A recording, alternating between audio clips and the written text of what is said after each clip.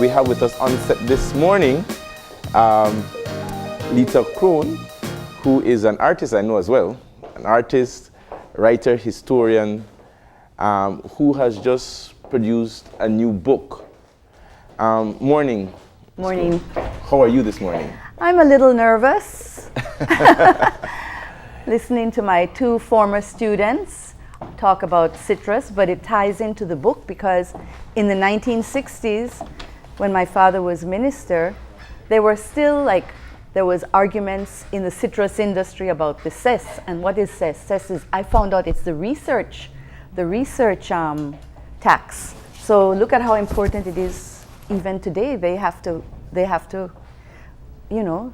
rely on the cess for research. I'd ask you this, which is, when you're writing a book about someone who you are personally connected to, is there a different challenge as opposed to writing about somebody who you're just doing a historical context for them? Actually, I don't think there's much difference because I think when you're writing about anything, you have to be objective.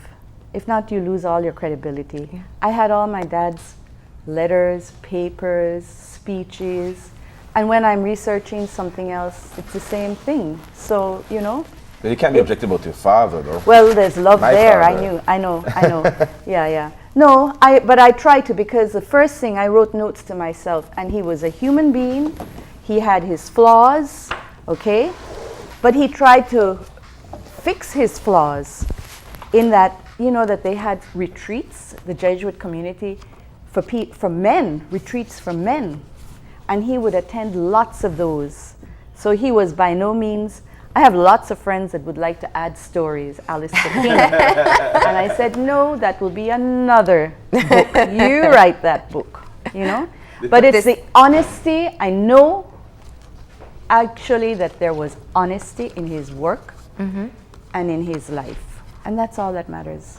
The objective trajectory that you're going on seems to come out even in the title, The Man Who Wore Khaki. It was almost like you're making it an anonymous sort of teaser into somebody, like a priest wears a certain garb, or, right.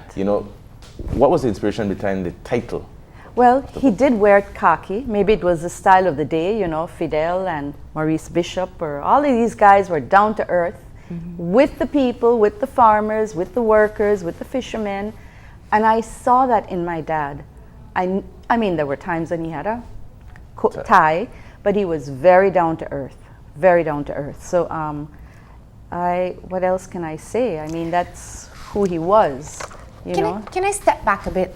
And I really want to, Ms. Lita, we've talked to you in so many different, on so many different subject matters. Everyone knows you as a historian, a lifelong teacher, whether in a classroom or not. A self-made historian, because I don't have a degree in history.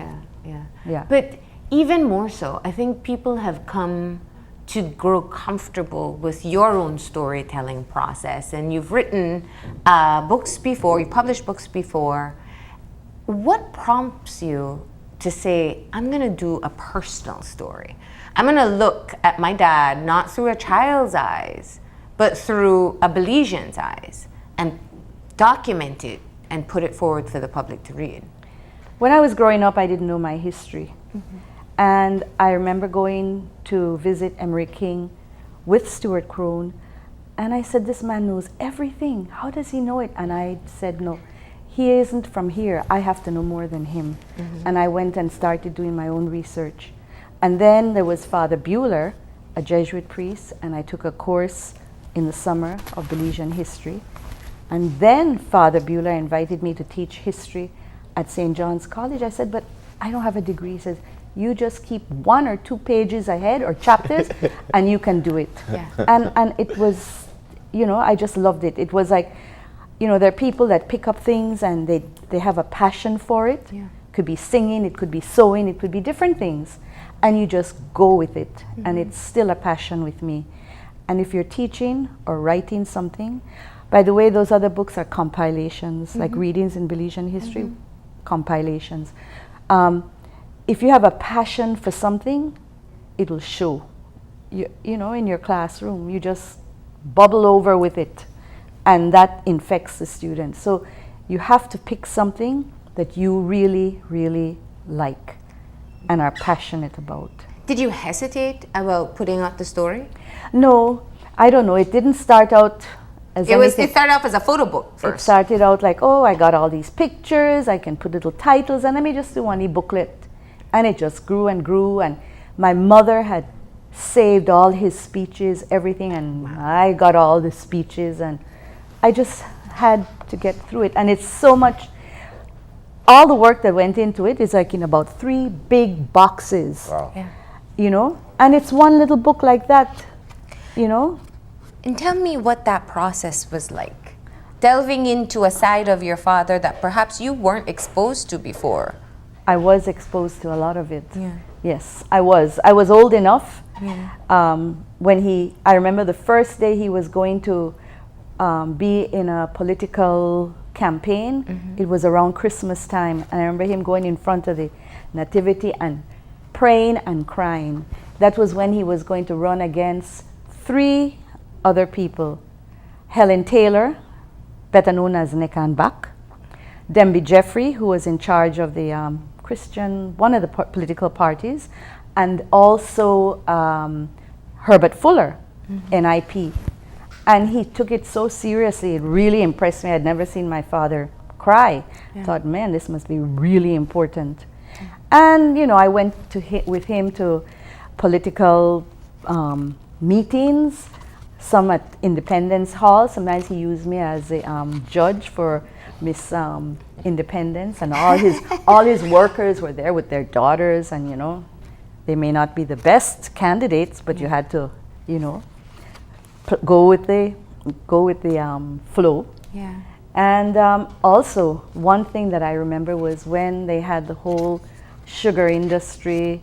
I would say the Jesus Ken rebellion, yes, when Tate and Lyle wanted to take over lands and the production, the lands, everything, and they had to put a stop to it. And my father was a minister at the time, and at least he listened and they stopped it. They didn't just sell the thing to Tate and Lyle. The cane farmers were given quotas, they were given land, and I was privileged to go from village to village in the Corozal district with my father. I was maybe 13, giving these things out, you know. And I always remember Mr. Gaspar Ken following us. I said, why is this man following us? Because he didn't trust everything, you know. So he was making sure, and he has now passed. But you have a lot of, like, you know, that's the first time I ever met Florencio Marin. Yeah. I think San Narciso or San Joaquin, one of them. Yeah, one of those villages. Did you uncover anything new about your father and going through what you said were 3 boxes of letters and speeches and notes, a side of him that perhaps you really never knew before? I never knew that he was the first minister of tourism with a budget of $200. They got into power in 1961, and a couple of years later, it was then increased to $15,000. But in that time, you know, the lookout point that looks to 1,000-foot Falls, that was built during his time, and it still lasted. Maybe it needs help now. Another thing was the steps that go down St. Herman's. They have new steps going to the Blue Hole on land. The little old steps are still there. He did it because there were like people in Belmopan that were just moving in there. He was one of the pioneers of going to live in Belmopan, the Santa Maria, in a little house there, and you know, we'd go. In looking at that, I was going through the book, and it seems that you designed it so that you can go through it smoothly. Yes. But I was curious in terms of when you're putting a book together, there's a sense and spirit of a message that you're getting out from the book. I want to split that question in 2. Okay. What is the spirit and message that you think comes out from the book? And also to just suppose that against something in the forward, which is that your father asked for a private burial. Well, my mother did. And he did ask my mother to make sure. Yes. Because he... So, sorry. So the question is, what message do you think your father would want people who read this book, the millennials and the Gen Zs, these young people, to get from reading this book? First of all, they have to read it. I don't know if it can go online. You included pictures. It helps, right? Yeah, they have to read it.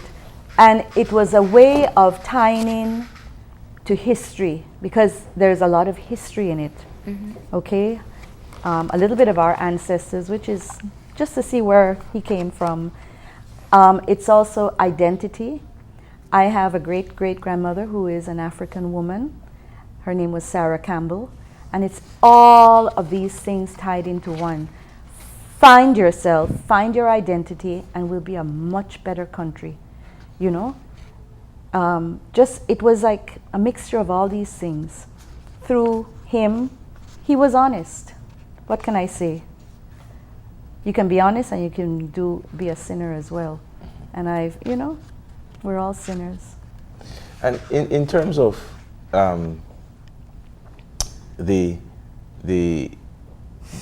message again that you find to be coming out from the book in terms of its relevance for today. Yes. Particularly as it relates to leaders. Yes. What do leaders grapple from it? Can I say this as well? This is a time when I'm looking at the writing landscape, and I know there's a book from Mr. Vernon about politics in Belize and the like. So there seems to be a time where we're actually looking at ourselves, even politically. What from the political side do you think can be garnered from the pages of this book? I hope I did write it once I got into it, hoping to inspire young people to participate in the making of Belize in an honest way. Honest, with no ruffles, because my dad did it with no ruffles, okay? And that's a simple message. It can be done. It's not your SUVs, it's not your, whatever watch you're wearing or your latest phone. It's not that. The country is not about that. This country needs everyone to know their history and then go from there. Because if we don't know who we are, we're not going to go anywhere. And I made this little comment to the students at SJC. I want to say that the design came from a group of creative designers with Yasser Musa. Nice. I want you to know that the printing was done by Ali Graphics, also local. Yeah. Katie Usher helped me out a lot. I couldn't have done it without her.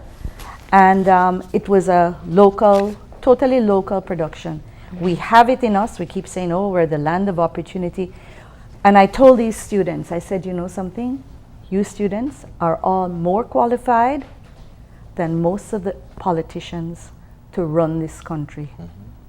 They would do it with, you know how students tend to be idealistic? They would do it because they know what is right, what is wrong. And I honestly believe that. Yeah. You know? Lita, if you had to summarize who your father was in 2 sentences, based on everything you've documented, what would it be? It would have to be more than 2 sentences, but he was. I am your editor. Yeah, I give you 2. He was the first, the youngest of a first family. His mother died when he was.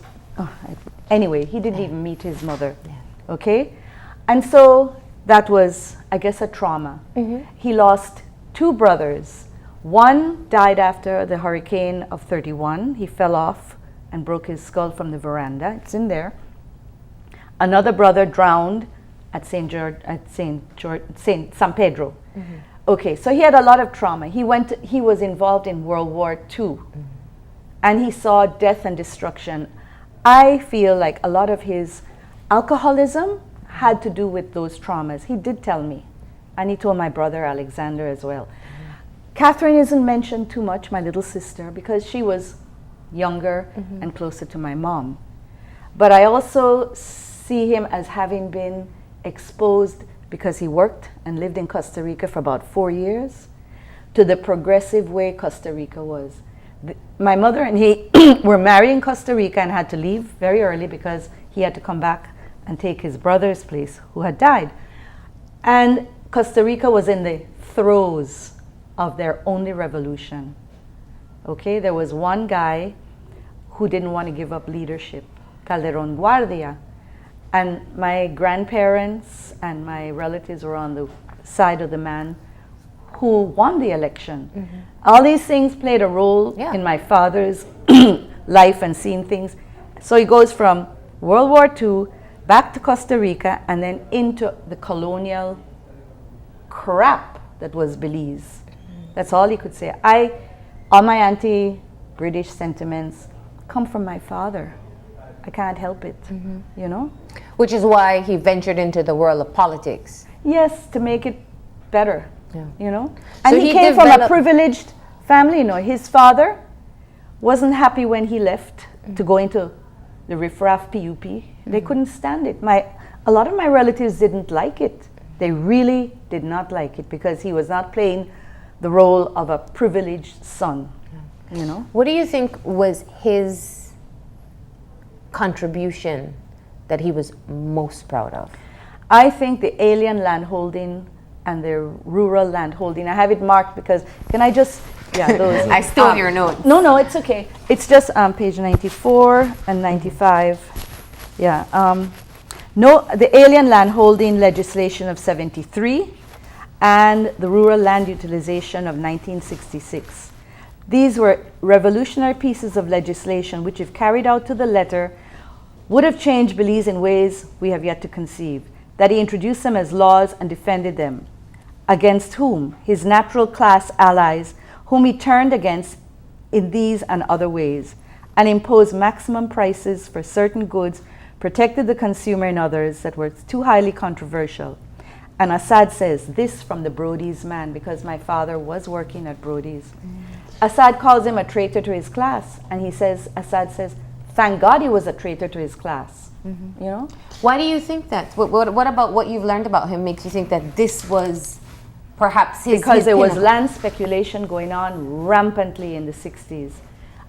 Many foreigners came, bought land cheaply from locals, and then doubled, tripled it. I have all the things. I use a lot of Cedric Grant's book, The Making of Modern Belize, as references.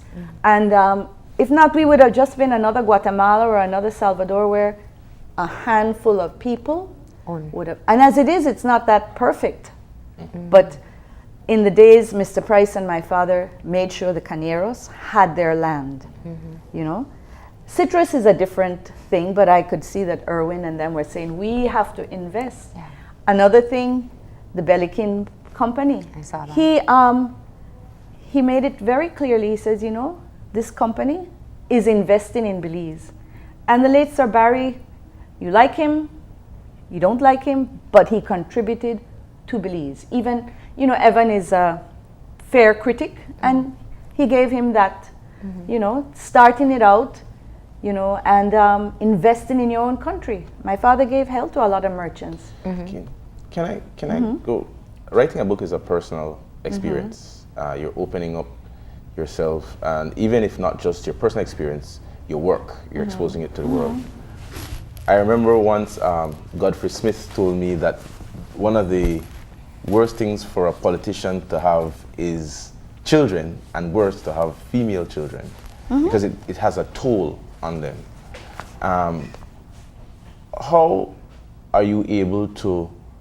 Wait, I don't know if I can leave you with that question. Is there a point to why female children are different from male children? I'm just. I have two answers for you, and you're not even finished the question. But it's okay. Yes. I'm just repeating what the context. I'm not a politician, and No, I know. I can just. I have repeat. embraced all of the criticism. No. I've embraced it. But the question is, were there a point in time when you wanted to inject some of your own experiences, whether positively or negatively, with his experience or his escapades in politics, whether or not it was that he was out of the house more than you'd want to see your dad, or whether or not you were having private moments with him and the public felt ownership of him as a politician. I don't think that it's an attack on to politicians who have female children. It's just that maybe you, as a child of a politician, a daughter of a politician, would have had a different experience with him being that way. I found out one thing about myself reading this book from Passages by Gail Sheehy. It's about adults, and I found out that I was an only child for 14 years. I didn't realize that you're an only child even after 7 years. I was a female. What else? I'm the only child. I'm a female.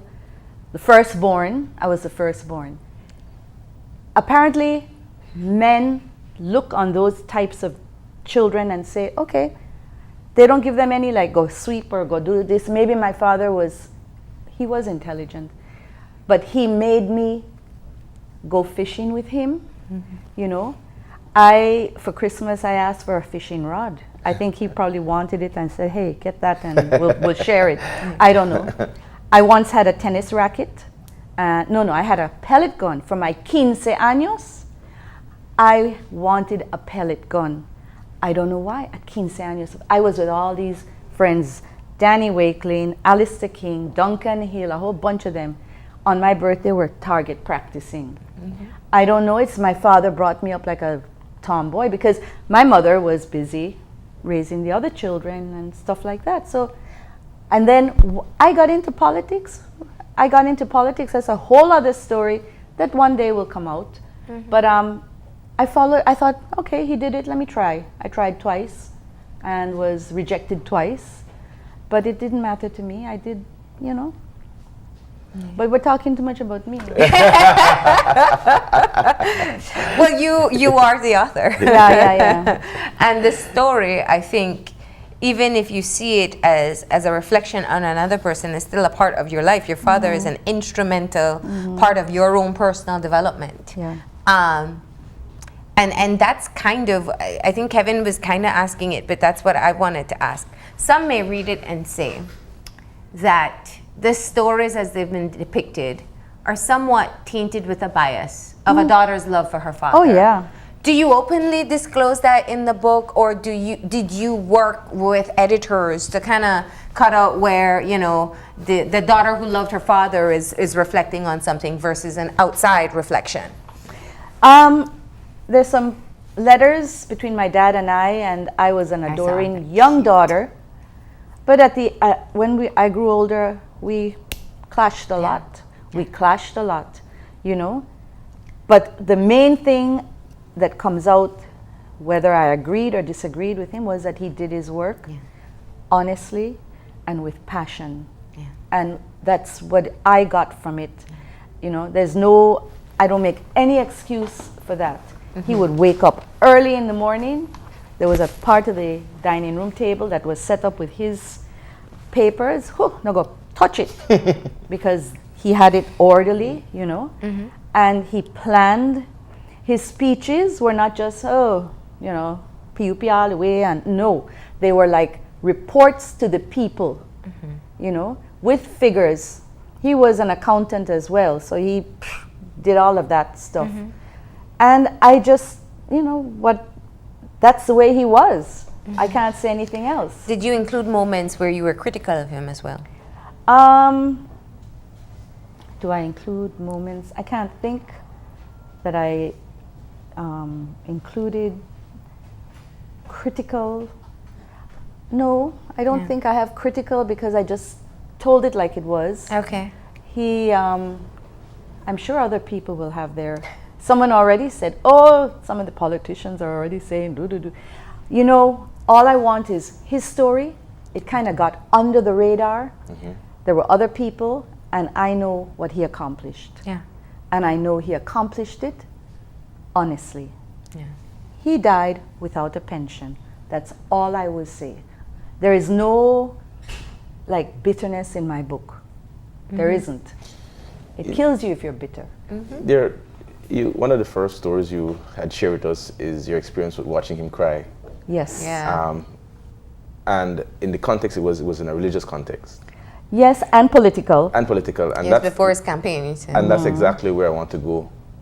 Can you talk to us a little bit more about the importance of religion to him and the context of other iconic figures like your father, like Mr. Price, who was serving at the same time, and how that dynamic plays out in your book or otherwise? Well, he wasn't a saint, but he knew it, and he tried to fix himself.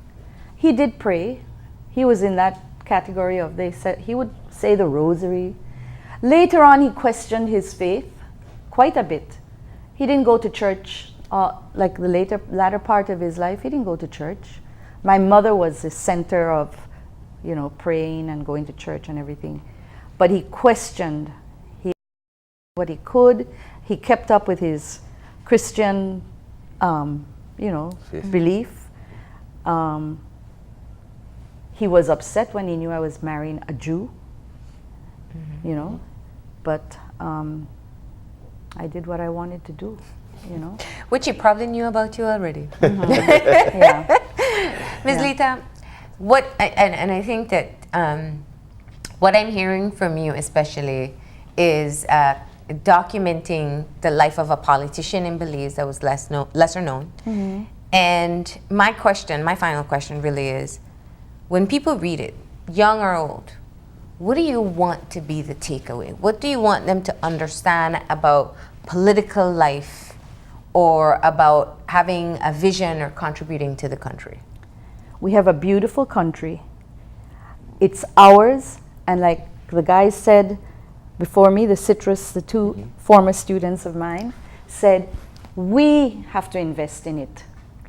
It takes sacrifice. And I don't belabor that, it's sacrifice. Yes, it takes sacrifice. But if we don't take on our country ourselves, the right people take it on, we are going to lose it. As simple as that. And there are lots of honest, good people, not perfect people that can do it. And I hope when they read this book, they'll get an idea of the entire history, but take it as someone that contributed. He didn't contribute for money. He had to borrow money from Mr. Russell Grant to build my mother's house. She said, you better build that house, if not I'm going back to Costa Rica.